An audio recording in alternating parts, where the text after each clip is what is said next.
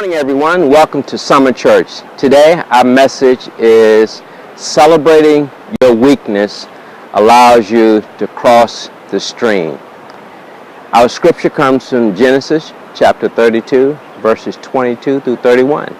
In that scripture, it says that Jacob took his 2 wives and 2 maids and 11 children and crossed the Jabbok. And I'm going to explain a little bit about the circumstances and how the message ties together. But remember, Jacob is one that has used his cunningness and craftiness to get everything that he wanted or needed in life. At a very young age, he recognized the vision and the value of birthright and apparently tried to find a way to get that. And one day in his brother's weakness, Esau came in, and we talked about this, how Jacob traded birthright for a bowl of soup. Later on, he went in and crafted skins and hides and put it on him and went in to deceive his father, where he received his blessing. And then when his brother Esau was outraged and looking to take his life, Jacob found a way to trick him and was able to run away. And we see that even as an adult, Jacob was married, and he and his father-in-law were farming together, and Jacob was able to fix the sheep so that what they had decided on was give him a bigger portion, and he became very wealthy at this. And at this point, all of this has happened, and Jacob has been able to use his craftiness and his strength, but he is determined to go back and make amends with his family and settle in and reunite with his brother Esau. And at the point of getting close, he decides to send his family across the stream, send his 2 wives, send his 2 handmaids and 11 children. But somehow Jacob is deterred and held up, whether voluntarily or whether or not he chose not to go.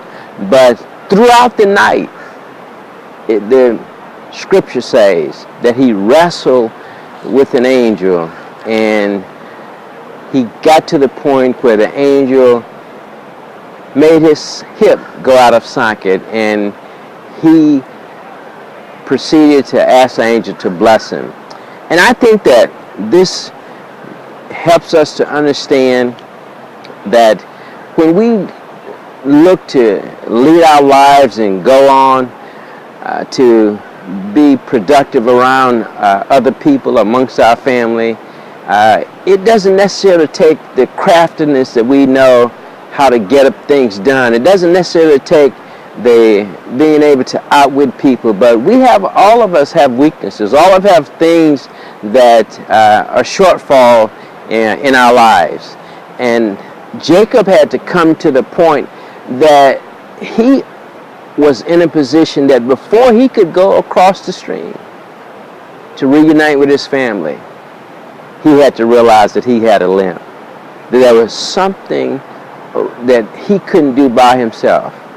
And I think that it's nothing new in history. We see that Peter, just imagine Peter being close to Jesus, spending all this time with Jesus, being his right-hand man, and at the crucial moment, Peter says, "Jesus, I'll be with you into the end." And Jesus says, "Peter, before the cock crows 3 times, you will deny me." Every time a cock crows, Peter probably was reminded of the weakness that he had. Paul, very astute theologian, very astute missionary for the faith, but he too says that he had a thorn in the side, and he continued to pray that it be removed from him. So we have to understand that when we can accept and realize and accept our weaknesses, the shortfalls that we may have in our own personality, the shortfalls that we may have, that we can't do it all. But when we get to the point that we can depend on God, we can cross the stream and go with our family. We can go and do the things that we're productive with because we're not going along. So I encourage you, just take time to pray that you would understand that you don't have to be perfect. You don't have to know everything. You don't have to do everything just right. But you just have to be willing to know that even with the limp that I have, even with the disability, even with the awkwardness that I have, God can use me in a special way. And I can go across the stream and be reunited with my family. I can be productive in my life. I can lead a life that will be pleasing and fulfilling. I pray that you will celebrate whatever limp you have and realize that it's a blessing. Because when we get to the point that we can be thankful in everything, then we're truly blessed. God bless you. Again, we're at this beautiful stream in Metro Atlanta, and I encourage you to go to Facebook, tweet where we are. This beautiful coffee shop in Metro Atlanta has a beautiful stream, and I'm going to leave it at that. So look forward next week, and we look forward to hear from you on Summer Church.